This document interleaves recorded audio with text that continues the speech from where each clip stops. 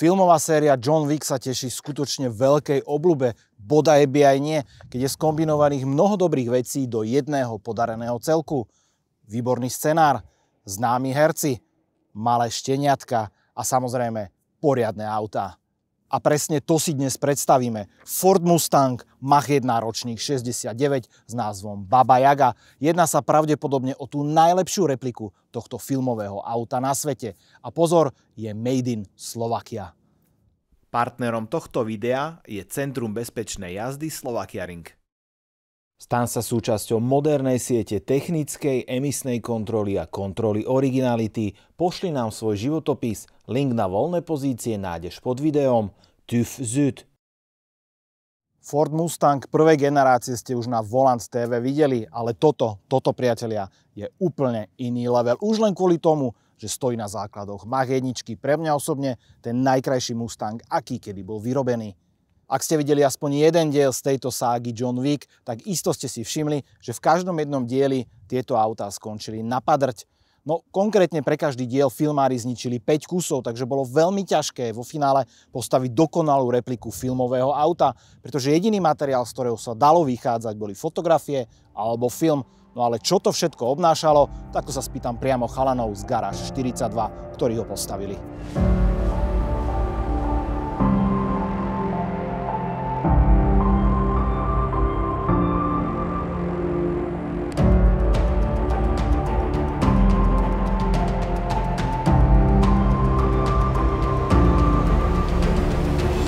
Ja už pri mne vítam Roba z Garáž 42. Sevas. Čau.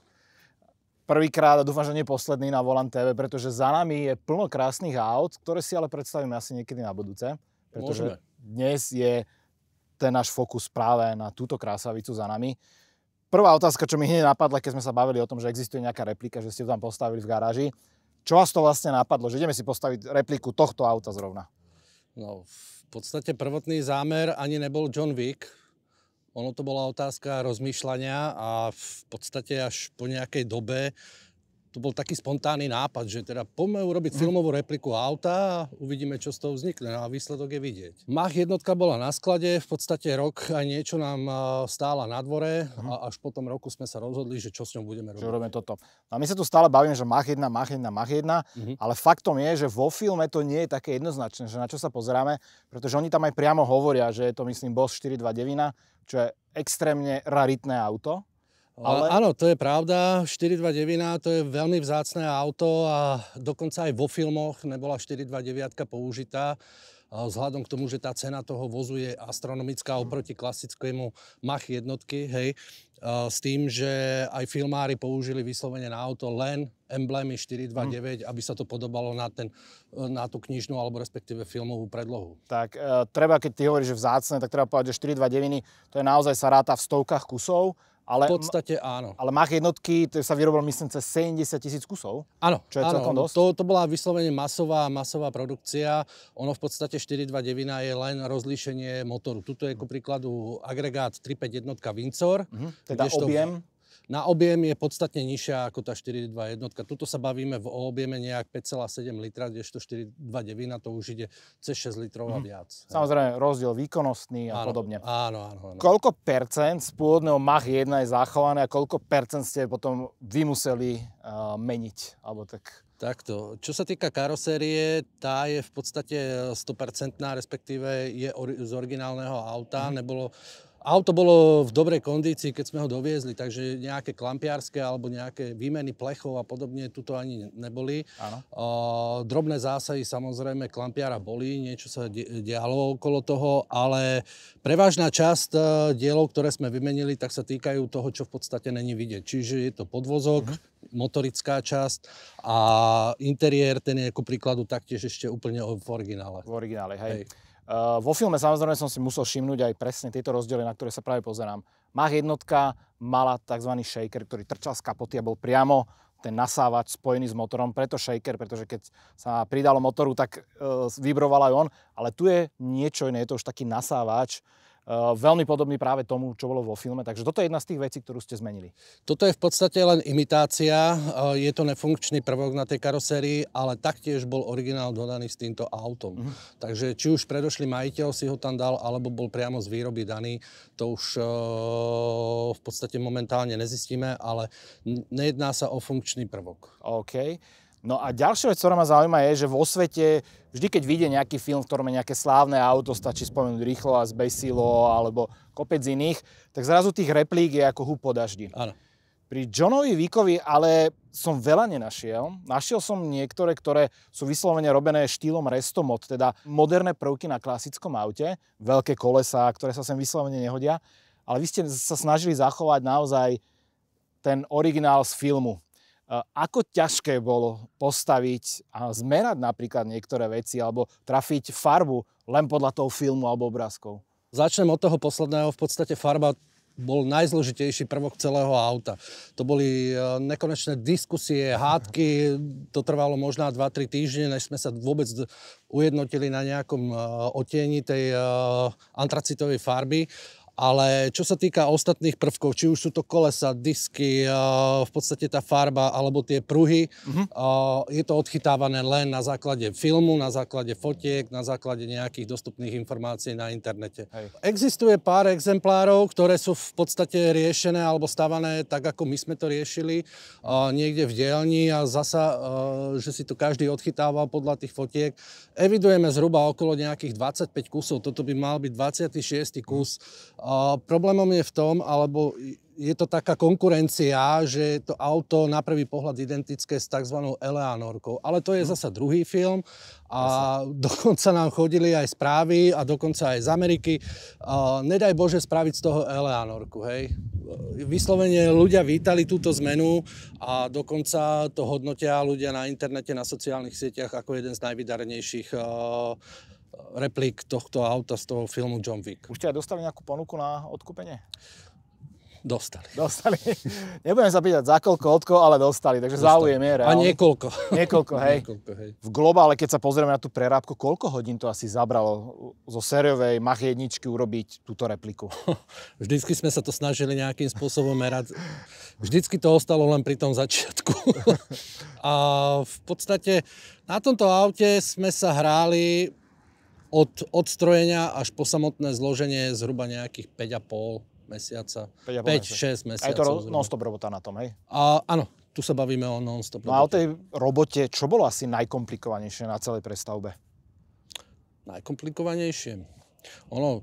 To je v podstate u každého auta individuálne, ale u tohto auta sme mali trošku napríklad problém ani nie tak so skladbou alebo so zložením samotného auta, ale skôr s tým, aby sme ho potom nejakým spôsobom zladili, či už motor alebo podvozok, pretože to je všetko súčasti, ktoré sa musia riešiť.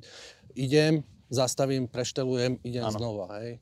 A keď sa bavíme už o tom motore prevodovke, tak vo filme bolo jednoznačne vidieť, ako Keanu Reeves radí na automate, ale tu som si všimol, že automat nie je. Takže o tej technike, o čom sa tu vlastne bavíme? My sme trošku si popustili úzdu u tohto auta.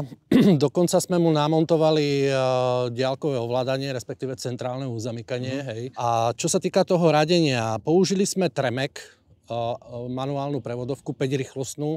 A to z toho dôvodu, že ten motor nemá vysoký výkon. Je to 351 Windsor, ako sme povedali, ale v podstate tá 5 mu trošku pomáha na tú väčšiu rýchlosť sa vyšplhať. No, originál Mach 1 mal dokonca aj 3-stupňový manuál, takže to je naozaj v úvodzovkách veľký upgrade tohto auta. Čo sa týka podvozku, aký ste tam použili, alebo čo tam je vlastne? Podvozok je štandardný, ale zhruba 60-70% dielov je nových. Tam sme nechceli ani nejakým spôsobom zanedbať nejakú bezpečnosť pri jazde a podobne, ale ešte stále prebieha to doľaďovanie, takže aby sme povedali, že to má 100% podvozok, zatiaľ to ešte neplatí. To je ešte otázka možno pol roka a bude to OK. Čiže ďalšie plány s týmto autom sú aké momentálne? Momentálne bude slúžiť vyslovene len na propagáciu našej organizácie občianskeho združenia Garáž 42. Naďalej budú prebiehať nejaké testovacie jazdy, to doľaďovanie, ale že by sme zatiaľ uvažovali o jeho predaji, tak to sa zatiaľ nemusíme ani o tom baviť. Práve sa odpojilo 20% divákov, už nemajú záujem tým pádom, keď to nemôžu kúpiť. Mne sa na tomto aute páči naozaj, že ste ho len jemne v úvodzovkách vylepšili voči originálu, takže je verný tomu originálu. Áno.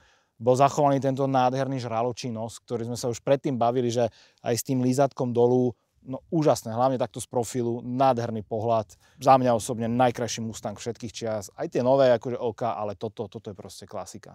Toto asi sa zhodneme v tom, že... Áno, to v podstate máš pravdu v tomto smere.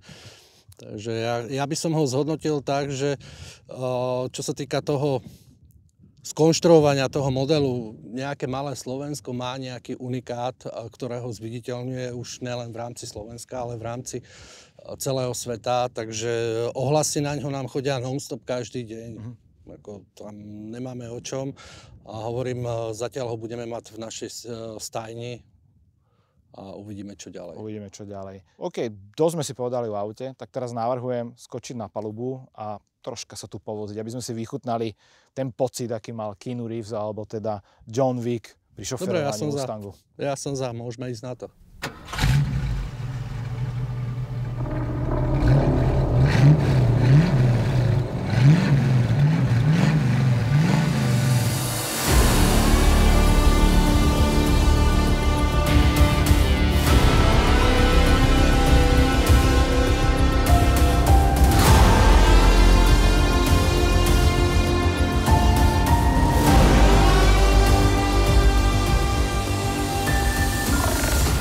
Presunuli sem na palubu Mach jednotky.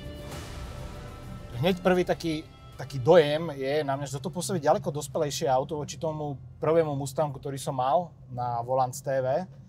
Neviem, čím to je, že či sa tak naozaj brutálne menili rok od roku tie autá v Amerike, ale mám taký dojem, že áno, že každý jeden ročník znamenalo veľmi výrazne zmenené a upgradeované auto. To znamená, že napríklad tento interiér už pôsobí ďaleko hodnotnejšie. To je, neviem, či to je len Mach 1, alebo či je to všeobecne takéto? Vo všeobecnosti sa snažili zatraktívniť tie auta pre tých študentov, lebo bavíme sa o študentskom aute. No, to je ten paradox. A ten 8-valec je to akože veľmi kultivované. Ale dá sa aj zobudiť. Dá sa, ale tak, jak sa hovorí o TDIčku, že táhne od spoda, tak toto je, jak táhne od spodu, že ty v zásade to ani nemusíš hnať a to auto ide krásne, príjemná dynamika, naozaj, že super. To je to silné železo. Presne tak. No a naozaj velikánsky nezvyk, keď pozerám na teba, jak tu ty šaltuješ tie rýchlosti, že človek by čakal v Mustangu, alebo teda v takej klasickej Amerike je automat. A ty tu máš proste 5-stupňový manuál. No a ďalšia vec je ten výhľad cez prednú kapotu, kde je ten nasávač. Nielen, že tá kapota má 30 metrov a ťažko cez ňu vidíš, ale ešte tam je ten nasávač, ktorý ti trošku zavadzia. Takže ono to pôsobí úplne tak masívne. Ono, keď sa človek pozrie na tie začiatky od 64. roku, kedy Mustang došiel na scénu, tak za tých 5 rokov urazil hodne dlhú cestu, hej? Tak. No a potom prišla tá nešťastná druhá generácia, ktorá mi príde vždy a vždy pripadala ako taká paródia na tú prvú. Ale sa nie je čomu diviť, lebo už bola ropná kríza v 74. No. Takže museli chtiac nechtiac, keď chceli zachrániť ten Mustang a ten vydržal vlastne až do dnešných dní, tak museli ho zmenšiť, malé motory. A napríklad Mach 1, túto znamená naozaj našlapané auto, veľké svalnaté. Pozrieš sa na ňo a normálne z neho strieka testosterón. Ale pozrieš sa na tú druhú generáciu a si povieš, že tak toto je vtip. Akože... To áno, to... Vôbec vo všeobecnosti po 69-ke už málo ktorý Mustang dokázal očariť svojím zovňajškom, jak táto Mach jednotka. V podstate tie karosérie fastback, alebo respektíve zovzrenie BDS, sa tomu hovorí, tak tie úplne po tej 69-ke úplne vymizli. A také znalé oko musí aj počuť, že ten motor znie trošku inak, pretože ten Windsor mal iné poradie zapaľovania, čo som sa dočítal. Áno. Takže klasická V8 znie v Mustangu nejako a tuto s týmto motorom znie opäť nejako. Tu sa mi zdá opäť taký hladší prejav, že to má. Áno, má to hladší prejav, ale to je taká vtipná príhoda. My sme si to, ne že by sme tie motory nepoznali, a my sme si to uvedomovali, že je to Windsor, že to je niečo iné, ale pri samotnom nastavení sme trošku na to pozabudli. Takže robilo nám to asi tak hodinku problémy, než v podstate človek, tu je trošku iné zapaľovanie. Hej, iné poradie. No a ďalšia vec ešte, keď sme stáli pri tom aute, som si všimol napríklad kolesa. Áno. Niektoré repliky tohto auta dávajú naozaj obrovitánske kolesa, ktoré sa sem nehodia, ale tuto mi prídu ako úplne originálne, takže aj s tými pneumatikami, čo je dôležité. Tak to poviem, tieto pneumatiky nie sú úplne originál, ktoré by sa tu mali vyskytovať, ale keďže sme sa snažili podľa filmu ísť, podľa predlohy filmovej, tak sme museli zohnať AD1 disky, AD2 sme museli zohnať aj tie Weidoval pneumatiky, ktoré sú na tomto aute obuté, ale to je ešte taká stará technológia radiálových pneumatík. Takže to auto na tej ceste sa chová naozaj autenticky z tých 60 rokov, hej. Čo to znamená autentické ako v tomto prípade? Tieto pneumatiky sú dosť, tak by som povedal, hranaté a dnešní ľudia, alebo respektíve ľudia, čo majú auta kúpené dnes, tak sú zvyknutí na takúto pohodlnú, presnú jazdu, kedy to riadenie vôbec nejakým spôsobom nekmitá, ktoré je pevné. Kdežto u týchto radiálov je to trošku taká achilová pata samotnej pneumatiky, potrebuje trošku viacej koncentrácie. No a keď hovoríš, že to je koncentrácie, tak toto auto má relatívne primitívny podvozok na dnešné pomery, hlavne zadná náprava. Potom samozrejme nulová elektronika, žiaden preklas, žiadne ABS a my sme to aj pred chvíľkou videli. Keď si zabrzdil viacej, tak okamžite išiel do šmiku. Áno. A tomu tie pneumatiky vôbec ani nepomáhajú. Čiže ešte viacej... Tie pneumatiky sú, by som povedal, jeden z takých najväčších orieškov, respektíve nedostatkov celého návrhu toho Mustang, hej.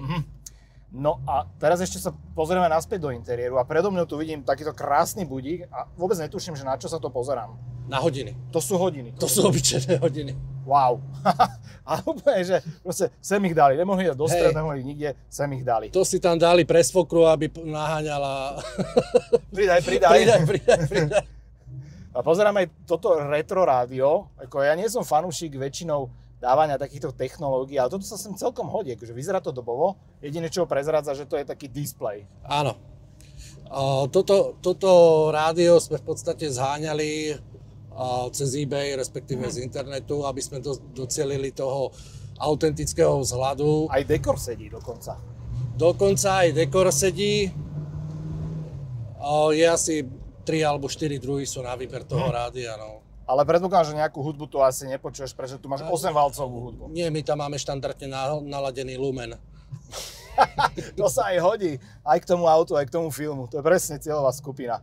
No a ďalšia vec, čo som si všimol, tak to sú tie spätné zrkadlá. Áno. Tie sú akože zvonka to pôsobí nádherne, ale občas tak komentujem, že vidím tam veľké nič, ale toto je prisamačku. Takéto veľké nosia ženy v kabelke. Áno. To je, že do dlane. Áno, malinké. Tam aj niečo vidíš ty? To bude ani... Ja áno. Ty áno. Ja áno. Prvá vec, keď si sadneš za volant, tak to je ako ťažko pôsobia tie dvere. Neviem, či štandardne platí to, že oni časom ovisnú dolu a potom treba viacej búchať alebo doladiť. Áno, tam má v podstate ten proces toho ovísania, to je jak u nových aut. Napríklad keď si kúpiš 323 kúpečko Bavorák alebo nejaký, že majú dlhé dvere, tak tiež musíš chodiť na pravidelný servis, aby ti dvere, tak aj u týchto to tak je. Ale keďže sú tu nové zámky, nové panty, ono si to ešte všetko sadá, preto je to nejakým spôsobom ešte také stuhnuté, ale počase po používaní ono to v podstate vybeha. To isté sa týka samozrejme motora, prevodovky, preraďovania, hej. To sú všetko miesta, kde si to musí nájsť ešte svoju cestu a potom už keď to bude pekne vybehané, už to bude tip-top. Už by to malo byť No tip-top. a ďalšia vec, že bavili sme sa o tých späťakoch, tak ja momentálne tam vidím iba tie náduchy dozadu. Čo sú vlastne tie náduchy tam, na ktoré sa pozerám? Tie náduchy, to je v podstate taký dizajnový prvok. Tam oni sú zaslepené, oni nemajú nejakú funkciu, že by privádzali vzduch ku zadným brzdám, alebo to je vyslovene len estetický prvok. Aha, ok, čiže nie je to funkčné? To není funkčné a v podstate ono to zvýrazňuje tú zadnú obrovskú časť toho. To je ten BDS, hej, keď sa o tom bavíme. A teda zvýrazňuje tú fastbackovú, tú useknutú zadnú časť toho auta, takú rýchlo splývajúcu. Áno. A ešte jedna vec, čo ma celkom prekvapila, je ten povrch toho interiéru. To je pôvodný? To je pôvodný. Takto to vyzerá pôvodne? Takto to pôvodne vyzerá. No, musím ti úprimne povedať, že na mňa to pôsobí hodnotnejšie, než moderné autá niektoré. Určite áno. Vyzerá to fakt dobre. Ono, tento prvok týchto dvoch takzvaných kvapiek, alebo ako by som to nazval, je prenášaný z každého Mustangu a má to dokonca aj najnovšie Mustangy, či už súčasné Mustangy to majú stále, takže už nie tak výrazné, ale stále ten prvok zachovávajú. To je presne to isté ako ten žraločí ksichtík u BMW. No, dnes už ani moc už ani nie, ale tuto presne ako Corvette tiež má ten interiér podobný, takisto aj Mustang a veľmi sa mi to páči. Ano. Taktiež skosené tie budíky dolu, ako idú a samozrejme musia tam byť tie značky toho Mustangu, aby ste vedel, čo šoferuješ. A žiaľ, tie značky má aj ten elektrický Mustang, ale to je asi na iné video. Kto chcete, tak si to určite na Volant TV pozrite. No a prvá vec hneď, na ktorú si ma upozornil, treba si dať pozor na to, ako to brzdí, ako to samozrejme zrýchluje. No a táto rýchlosť, alebo kulisa je klasicky 1 a potom sa ide... Áno. OK. Zaujímavosťou je aj to, že napríklad pedál nejde z podlahy, že visí dolu z prístrojovky. Že čakal by som presne opačne. Nechcel som povedať štýl BMW. Chcel som si aj posunúť sedačku, ale nedá sa. Takže prvý pokus neskapalo výborne.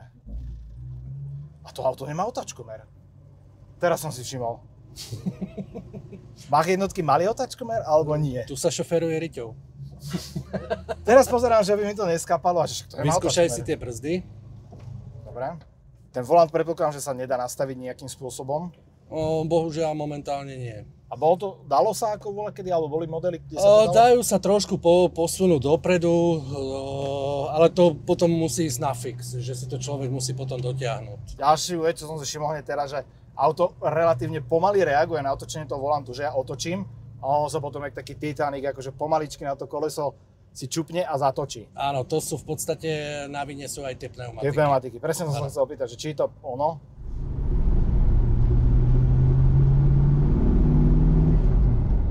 Trošku tvrdšie, on vyžaduje trošku tvrdšie chovanie toho plynu, hej. Ale akože zvykol by som si po čase. Určite áno, to je pár koliesok, keď človek spraví, zistí, ako sa to auto chová. Hlavne vyzistiť tie rozmery. Mustang není veľký, ale na naše pomery povedzme si, že áno. Povedzme si, vidím tu fakt dlhú kapotu, za mňou je samozrejme dlhý kufor. Koľko to má na dĺžku toto auto? Tu sa bavíme o takej štandardnej veľkosti, jak dajme tomu 5-ková rada BMW alebo niečo podobné. Hej. Veľmi tak zvláštne sa ovláda to auto a je to aj tou polohou toho volantu, i keď posled nie je zlý. Len ten na dnešné pomery samozrejme volant velikánsky, tenučký. Inak to je originál Shelby style, tento volant. Není to Fordový, je to priamo zo Shelby. A taktiež je daný podľa filmu samozrejme. Tak už presne viem, ako sa cítil Keanu Reeves, keď sedel za volantom toho Mustangu. Musím povedať, že je to obrovské štýlové vozenie. Aj keď človek musí rozmýšľať pri tomto aute, to znamená, že aká zákrutá... To je presne to, čo nám na tých nových autách chýba. V tých nových autách som upozornený, ideš rýchlo, drž sa stredovej čiary a ja neviem čo podobne, hej, tie posilovače tam fungujú úplne tip-top, kdežto u tohoto auta každú jednotlivú zákrutu, ale taktiež aj rovinku musím premýšľať, jak ju prejdem. A to je práve ten život toho auta, že to není len taká krabica plastová. Takže musíš rozmýšľať, čo veľa ľuďom chýba v dnešnej dobe. Presne tak.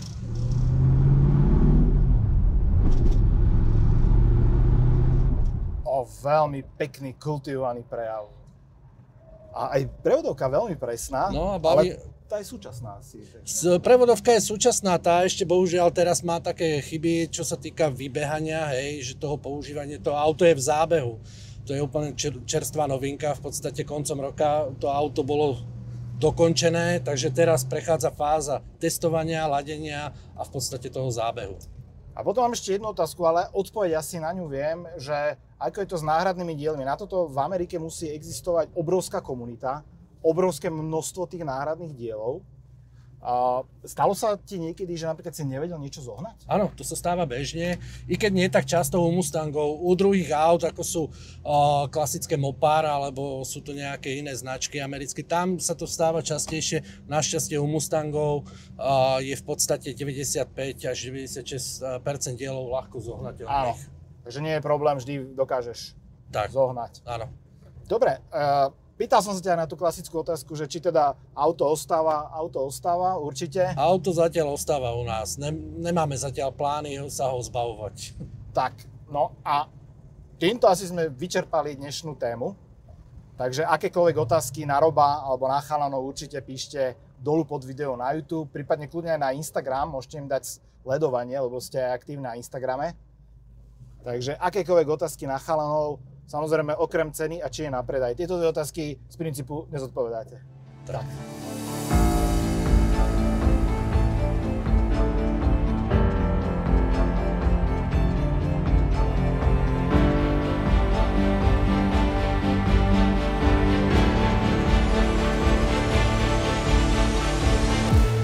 Tak, čo poviete?